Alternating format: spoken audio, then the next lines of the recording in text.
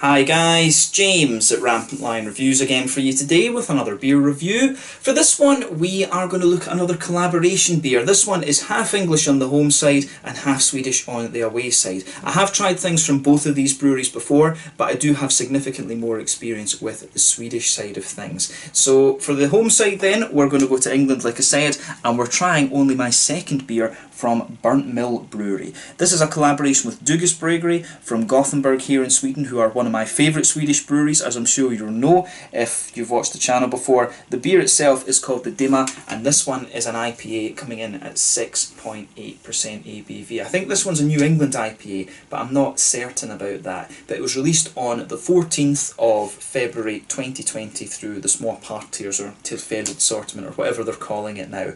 But yeah, definitely cool to encounter Burnt Mill once again. The last beer that I had from these guys was called the Hop Ties That Bind, if I remember correctly. It was an IPA, and I want to say it was a West Coast IPA, and it was really quite nice. I think that might have been the reason that I picked that one actually. I'm sure that came through a mail order thing that I tried for the first time. But really cool to see these guys again, like I said, and hopefully we see more of them. I know that the English guys like Harry, Craig, Dean and Rob and all of that, they've been reviewing some of the Burnt Mill Brewery's beers quite regularly and have had good things to say about them. So hopefully we get a few more of these over here to Scandinavia, and I can review some more for you, because I was impressed the first time I tried them. Dugis, as we know, are very good when it comes to IPAs these days. I'd love to see them try a West Coast IPA. I think they've still not done that, but they've got some very good hazy IPAs, and of course imperial stouts and fruit beers and things they're very good at as well. So definitely cool to see these two breweries collaborate, and I hope that you guys enjoy my take on this beer, a 6.8% New England IPA Dimma. So yeah, let's see how we get on with this one then. So as always with my reviews, I'll tell you a little bit about the breweries involved here before we taste the beer. If you want to get straight to the tasting, just fast forward. All the usual links are in the description below. That's the brewery websites, the link to my other reviews that I've done from Burnt Mill Brewery. Hopefully I can add more to that at some point soon. You can check out the list of Dugis beers as well. There's a lot more in that particular list, of course. There's all the usual social media down there too. If you want to see more reviews, do please consider subscribing to the channel. The whole channel, of course, has a geography-based tagging system, so you can go into the homepage and search for beer based on country, city, state, county, prefecture, whatever it is you're interested in. Do check out the playlist of beers from different countries. There is one there for all the English beers that I've reviewed for you, and another one for all the Swedish beers. Those are being added to whenever I get the opportunity, but fairly regularly, more so in the Swedish case. And as always, please do get in touch and let me know some of the other beers and breweries that you guys would like to see me review. It's always great to hear from you guys that are watching the videos, and the support that you show the channel is hugely appreciated. So anyway, to tell you a little bit about Burnt Mill Brewery first off then, on to my brewery notes. So as I mentioned to you already, Burnt Mill Brewery are based in a little place called Badley in Suffolk, which is to the northwest of Ipswich, and Suffolk itself is kind of to the northeast of London, actually, on that bit where England rather kind of curves out a wee bit. But the brewery was founded by Charles O'Reilly, and they first started releasing their beers back in 2017. But Charles apparently discovered Sierra Nevada, and then after tasting these beers he started seeking out a lot of different world beers, and he spent a lot of time at Kernel and Brew by Numbers when he lived in London, two of the very well known London craft breweries of course. But he then got into home brewing, and his first beer apparently was a clone of the Kernel Double Citra, and he says that he's been learning about beer since around 2011. So Charles was apparently drawn to Badley by the fact that they could brew with grains produced on the farm, and they were also close to their maltery as well, which is Munton's Maltery. Quite a well respected company that actually. There's a lot of craft breweries use stuff from them. But the brewery currently boasts a 15 BBL kit. They've got numerous fermenters in there as well, and the current head brewer is Sophie de Ronde, who apparently is one of the founders of the International Women's Collaboration Brewery, and she has a wealth of experience across the beer industry. She was a head brewer somewhere else from what I gather, and she was like a beer technologist or something like this too. I remember from the article that I read. But the artwork on the cans for these guys, it's very distinctive of course, and it's designed by Josh Smith, and as of February 2020 when I'm producing this review for you, these guys have made around 80 different types of beer according to Untappd. There's quite a few different styles from these guys. I've seen rye IPAs, I'm sure. I've seen different types of IPAs. I think I've seen a black IPA at one point as well, and I think they've done one or two porters and stouts from what I understand, but if I could get a hold of them, this is a brewery that I would like to try a few different styles from, because I was impressed with the hop ties, the vine that I had a couple of years back. But of course, with me being over here in Sweden mainly, it's a little bit difficult to get hold of some of these English breweries, but there's a great selection of stuff over there now, and Burnt Mill Brewery are very well respected, I have to say. So yeah, that's all I can really tell you about Burnt Mill Brewery for the moment. If you want to learn more, of course, you can check out the brewery website in the description below. You can follow them on Facebook and Instagram and things to keep up to date with all the latest goings on. And if you want to learn more about the different beers, you can check out the Rate Beer, Untappd and Beer Advocate pages. But check out their website, they've got some really nice pictures of the farm that they're based on and stuff like that. So yeah, the barn that they're in is pretty cool. They did a lot of work to kind of do it up and stuff. So yeah, check out that website, I would say. Some very nice pictures of the English countryside. So yeah, on to the Swedish side of things then. So Dugus Brewery.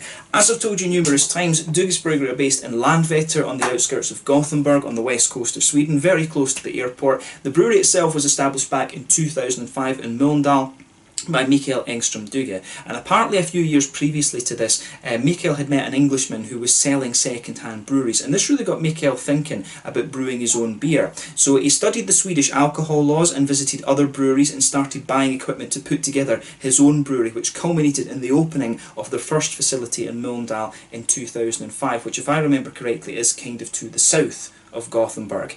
But by 2009 this brewery had really outgrown its purpose, if you like. They had too much demand, so they decided to move up to Landvetter in 2010. The older brewery had a capacity of around 1,500 hectolitres of beer per year. However, the new brewery started with a capacity of 8,000 hectolitres of beer per year, and this has been more than doubled in the years since then. Over the years, the brewery have become very well known for fruit beers and sour beers, and recently they've also been investing heavily in their barrel aging program. You know, I've had barley wines. I think I've had a quadruple from these guys as well. Boom Barrel, if I remember right, that was a quadruple, and that was a beautiful, beautiful beer. And of course, they've been producing their IPA series as well, the Fresh and the Crush series, the ones that are named after the Greek letters in the alphabet. And they're also one of the co-owners of the two Brewers Beers bars that you'll find in Gothenburg, along with All In Brewing. And the other thing we should say is that Mikael Engström Duge's daughter is one of the owners of Electric Nurse Brewery, and it's her along with her husband, so a lot of their beers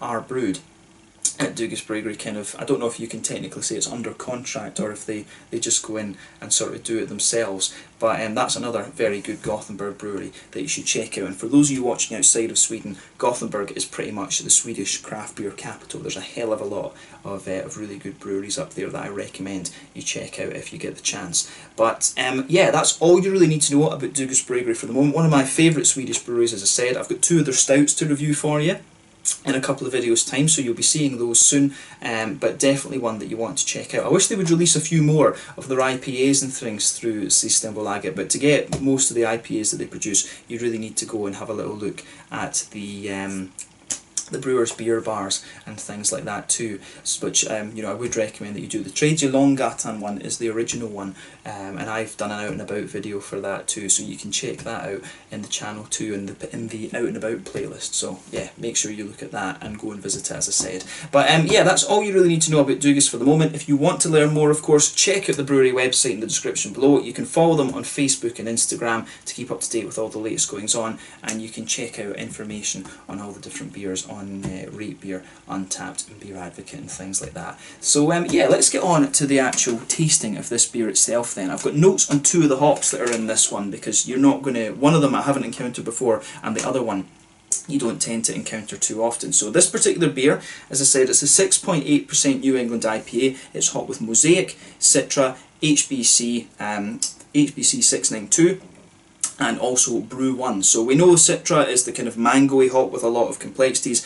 Mosaic is kind of tangerine orangey with a few sort of tropical notes to it. But Brew 1, this is another Yakima Valley hop. It's supposed to give you like pineapple and stone fruits flavours, with a lot of sort of floral spicy character. This one can be between 13 and 15% alpha acids. HBC 692 on the other hand is supposed to give you a lot of grapefruit, but a good little bit of kind of floral and woody character as well, and that is a lower alpha acid hop at around 9%. But remember, the original Cascade I think is between 7 and 8% if I remember rightly. So yeah, two hops that you're not going to encounter all that often in this beer, so this one should be really quite interesting. So yeah, I'll just read the little blurb on the back here. It says, brewed with our Swedish friends Dugas, together we created a hybrid of our signature styles. Dugas is malt built on our house yeast. We dry hopped using experimental hop HBC 692 along with Citra and Brew 1 for a combination of pink grapefruit, white peach and citrus aroma. And apparently I read somewhere as well that the recipe for this one, it's a sort of mix up between the Fog from Burnt Mill and one of the other beers, and I forget the name of it, one of the ones that Dugas have done. I can't remember if it was like the original Fresh or Crush or exactly what it was, but the recipe for this one is a combination of different beers from both of these breweries. So yeah, 440 milliliter can, this one. Let's get it out and we'll get on with the tasting then. I'm curious to see how this one turns out, but I'll tell you something, when you open it up, it does smell really quite nice. That looks good. This one's being a bit slow to come out almost. I don't know if it's just me because the glass is a bit bigger. Got another big tulip glass on this one, but you can get some of these lovely woody and tropical fruit notes out of this actually as you pour it. So yeah, as you can see with this one, and as you would kind of expect, this is poured a lovely bright yellow colour. This one, you can see it is really pretty hazy, that one. It's more like mango juice in terms of its colour. You can see there's a solid finger and a third maybe of a frothy, I would say cream coloured head on this one. One or two big bubbles sticking towards the side of the glass, a few little ones going up towards the bottom of that head there, but you know, overall it does look pretty nice, I have to say, kind of what you would expect from a New England IPA these days, but definitely one of the brighter yellow ones that I've come across in recent times. So yeah, nothing overly surprising about this one in terms of its appearance, especially when you consider what style it is. So let's have a look at that aroma then and see how it got on. As I said, when you open this one up, you get a hell of a lot of fruity character just jumping out of the glass at you. So let's look at that more closely.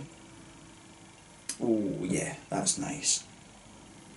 Yeah, this comes across as a really nice kind of smooth, juicy IPA. You do have some of the green notes under that, don't get me wrong, but that woody character that's coming out of this one, which is from the HBC hop, the HBC 692, you can really get quite a bit of that out of this beer, which is interesting.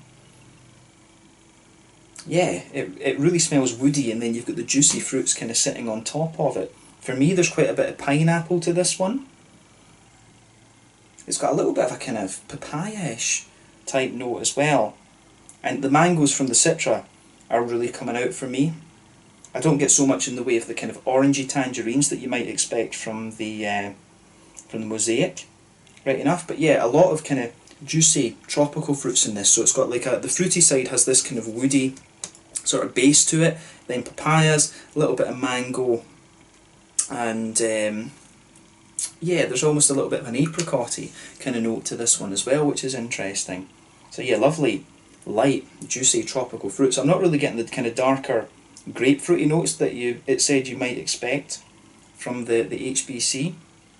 But yeah, I'm guessing the Brew 1 is giving you some of these kind of lovely pineapple-y, mango-y, apricot-y type notes. Yeah, the hop, I think, yeah, the Brew 1 was supposed to give you some pineapple, and you can really get that out of it, but the Citra is giving you some juicy mangoes. It comes across, gives you the impression of a little bit of like apricot-y and papaya-ish type notes as well. It almost reminds me to some degree of these little Munch Bunch yogurts, the yellow ones that my mum used to put in my lunchbox when I was young. Swedish people won't know what I'm talking about with that right enough, but in Scotland we had the Munch Bunch yogurts, and you had raspberry, strawberry and apricot. Those were the three flavours that you got, and some of the aroma that comes out of this really reminds me of the apricot ones. But yeah, lovely juicy mangoes. Pineapple I think does start to dominate after a while, but there's a little bit of papaya and other things, apricot and stuff going on in there as well. So yeah, lovely, juicy tropical fruit notes, just kind of almost sitting on top of this woody base, if you like. On the green side of the hops, I would say that this one, it's quite, it leans towards the grassy side of things. There is a little bit of a floral character in there, but not quite as distinctive as I was thinking it would be. You know, both of the hops, the hops, the Brew 1 and the HBC are supposed to give you quite a spicy floral note, but I don't get too much of that, to be honest. It really leans more towards the grassy side of things. There is a wee touch of earthiness in there, which will be the mosaic. Mosaic can give you a little bit of earthiness at the, especially in the back of the palate when you take it in, but I do get a wee touch of that coming out of it. But on the malty side of things, it comes across as really quite smooth. There's a little bit of a wheaty bite coming out of this one, I think, but mainly there's a kind of oaty, smooth creaminess to this one, which I really quite like actually. I like how this particular beer goes together. So I mean, have a go, have a go at this aroma before you taste the beer, because it's quite an unusual one because of these two hops that are in here. And this is one of the things that I love about doing this channel. When you're researching beers and doing the history notes of the beer, quite often as well, when you encounter a new beer, you'll find out about new hops, and then you remember this information for next time. And that's why I like playing Guess the Hops. I like testing my palate from what I've learned from these videos. So yeah, take a little bit of time and enjoy that aroma for yourself before you get stuck into this one. But we're going to taste it now. So this one is the Dimma, a 6.8% New England IPA with Citra, Mosaic, Brew 1 and HBC 692. I wonder what they're going to name that hop actually, the Hop Brewing Company. But let's have a taste of this then, from Burnt Mill Brewing in Suffolk in England and Dugas Brewery from Gothenburg here in Sweden. Slange, skål.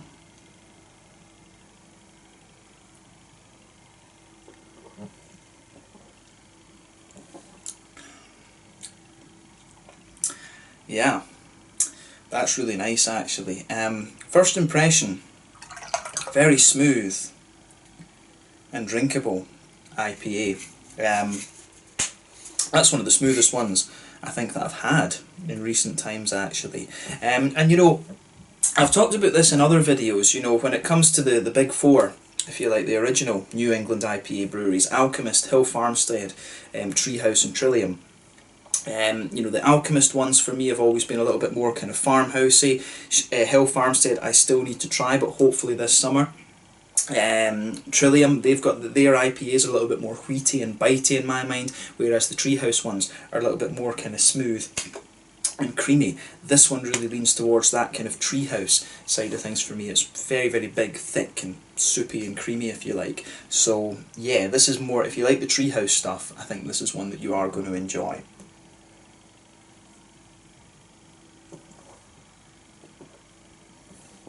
Although I've just said that, and then when I take it in, it does give me a little bit of wheat bitiness out of it as well. So that's an interesting thing, although it doesn't say wheat on the back of it, it just says barley, barley and oats, so maybe I'm talking rubbish. I have to admit, I would have thought there would maybe be a little touch of wheat in this one, because you feel a little bit of that kind of wheaty bitiness at the front of your tongue, but then it really does smooth out and become very smooth and creamy later on. It almost comes in a little bit like a Trillium, and then it smooths out like a Treehouse. So interesting kind of transition that this beer makes actually, so beware of that. But yeah, let's try and break this flavour down then and see how we get on. But I definitely stick to that sort of premise that I said earlier, that this is a very smooth, quite creamy IPA within the New England category.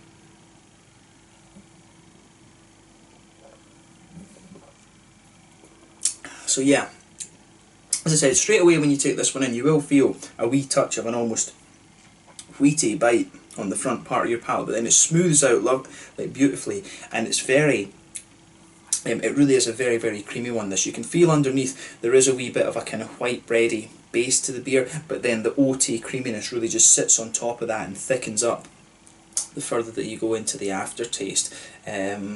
This gets a thumbs up for me. I like this. It's definitely one of the juicier and thicker New England IPAs that you're going to come across. It doesn't really have much oily character to it either, which is quite interesting. It really leans towards that fruit juicy kind of consistency. So yeah, in the middle of the palate there's maybe a little touch of a biscuity note, but I would say that the malty side of this beer is pretty simple, to be honest with you. There's not a lot of complexity to it. It's, as I say, a kind of white bready sort of wheaty base. On top of that, lots of thick oaty notes, and then in the very centre of your tongue there's a wee teeny little bit of biscuit in there.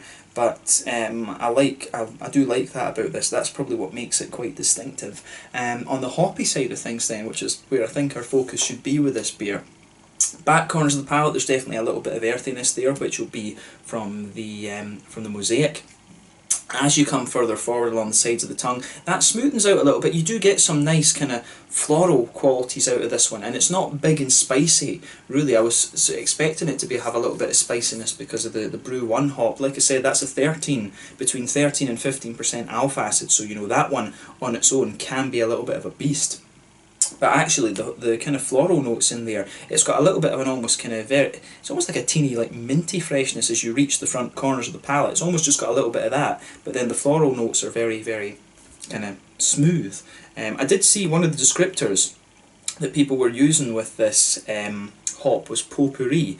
And you know, I can see from the flavours that are in here, it might be the power of suggestion right enough, but the way that the floral quality on the side of the tongue is, I can see why that would work. It really has a very smooth and almost, it's almost like a slightly woody floral character that you get out of this, to be honest. It's really interesting. So round the front curve of the tongue, it's a little bit lighter and grassy. It does have a little bit more kind of spiciness to the grassiness too, which is interesting. It's interesting to have that spicy note around the front edge of your tongue, but the way everything in this one goes together, it works really well, but it's quite different from other IPAs that I've had, I would say.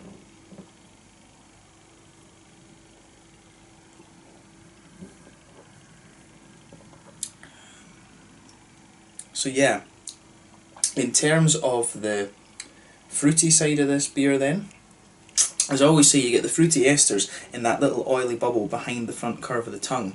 But this one is really interesting because you can feel that whole front of your tongue. It's just got like this woody base to it. But if you go towards the back of that oily bubble that I'm talking about, you do get the darker notes out of this one, which I think will be coming from the Brew 1. It's got a little bit of a stronger kind of passion fruit note, but that said, Citra can give you some of that as well. Those darker Citra can sometimes give you a little bit of grapefruit, but as you come further forward from that, you start to get, there is a wee touch of passion fruit in there, but then it really smooths out and becomes more like mango-y and apricot-y and pineapple-y. It really has that. I don't get much in the way of orangey notes out of this one, to be honest, which is kind of interesting. I would have expected that from Mosaic, but in fairness, I'm sure that it said on the on one of the product descriptions that I read about this that the Mosaic, and I think it was the HBC, I think they were added into the Whirlpool, so that would mean they are added earlier on in the brew, and you wouldn't quite get as much flavour out of those. But I think it was the Brew 1 and the Citra that were used as the dry hopping element. It might be the other, I mean, I've maybe mixed that up right enough, but that would make sense that the other flavours are taken and more of a kind of front seat in the flavour of this beer, because when you add the hops earlier in the brew, they're not going to give you so much flavour. It's more about the bitterness. But even with that, Mosaic is quite a high alpha acid hop. I'm sure that's around like 12% at least as well. So I would, you would expect a little bit more bitterness from that. So that's another interesting point to make about this one. I'm pretty sure, just going by the flavours, I think that it's probably the Mosaic. I know the Mosaic definitely, but I think it's the HBC that's been added in the Whirlpool as well, just from the way the bitterness and things with this beer is. But I mean, overall, this is a really interesting one. I've not come across an IPA that's quite like this before, and this is what you want. After you've reviewed 2,000 odd beers, you do want things that are going to test your palate a little bit. So, kudos to Burnt Mill and Doug's Bryggeri for doing something a little bit different here. This beer, the woody elements and stuff, and the way the floral character comes out really makes it quite unique, but they've managed to blend that with some really nice light tropical fruit notes, albeit you do have some of those slightly darker notes there as well. So this is a really interesting New England IPA. I can't really think how this one would compare to the Hop Ties That Bind, because it's been about 2 years, maybe more than that, since I had that beer. But compared to the other Dugas ones, this is quite a bit different. To me, it comes across as being a little bit thicker, but it does have the same kind of level of smoothness, and those woody flavours are a little bit more sort of unusual for Dugas as well. Normally it's, I guess the way the fruity juiciness comes out in this is kind of standard from them as well. But yeah, it's a really interesting concoction, this beer, so have a go at it yourself and see what you think. This one, I do like this. Is it the best one I've had from Dugas? I'm not sure. It's hard to say, but it is quite a quirky beer, so it's worth trying, make no mistake about that, and it's solid. It really is a very good beer.